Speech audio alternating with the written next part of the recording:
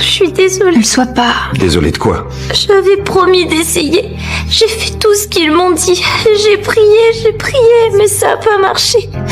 Dieu ne m'a pas aidé. Vous pouvez m'aider, docteur Karev. Vous pouvez réparer mes yeux. Liam a pris le train pendant 1 heure, tout seul, pour venir demander de l'aide à l'hôpital. Mais quand les médecins lui posent des questions, il affirme que ses parents sont à la campagne. Dans ses paroles innocentes, les médecins sentent tout de suite que quelque chose cloche, ou alors quelqu'un lui en est.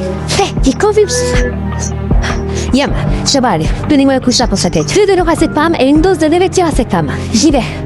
Peu de temps après, les parents de Liam arrivent à l'hôpital. Les examens révèlent qu'un énorme tumeur s'est développé dans son cerveau. Liam doit donc être opéré immédiatement. Ça non, Liam ne subira aucune intervention. C'est terminé. Plus d'aiguilles, plus de scanner. On ne croit pas en ce genre de médecine.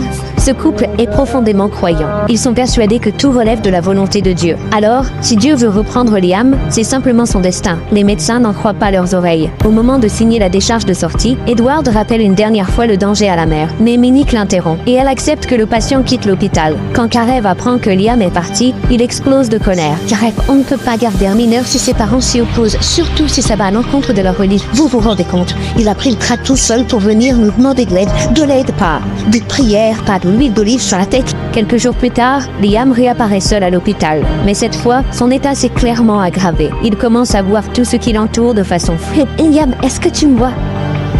Touche mon doigt. Tout est devenu tout noir d'un seul coup. Je voyais plus rire. Après de nouveaux examens, les médecins découvrent que la tumeur de Liam saigne et comprime déjà son nerf optique. Plongé dans l'obscurité, Liam finit par craquer. Cette fois, Karev décide de ne plus écouter personne. Il est prêt à contourner la loi et ignorer la volonté des parents pour opérer Liam de force. Très vite, les parents débarquent à l'hôpital. Peu importe combien les médecins expliquent l'état de Liam, le père décide quand même de porter plainte contre l'hôpital. J'espère que vous avez aimé pratiquer la médecine, parce qu'une fois que j'aurai porté plainte, vous serez fini. Heureusement, l'opération est un succès. Liam retrouve rapidement la vue. Mais même face à cette réussite, le père continue de penser que les médecins n'auraient jamais dû intervenir dans la vie de Liam. Votre rôle, c'était de protéger votre fils. Vous êtes censé le rassurer, faire en sorte qu'il soit en bonne santé, lui dire que tout ira bien et remuer ciel et terre pour que ce soit le cas. C'est votre job, c'est à vous de le faire. C'est pas le rôle d'un père, c'est la mission de Dieu. Je vais vous dire ce que Dieu a fait pour Liam. Il l'a conduit jusqu'à nous sains et saufs parce qu'il s'est aperçu que son père était tellement faible et tellement stupide qu'il était capable de tuer son fils en faisant rien. Vous brûlerez en enfer. We're all in love.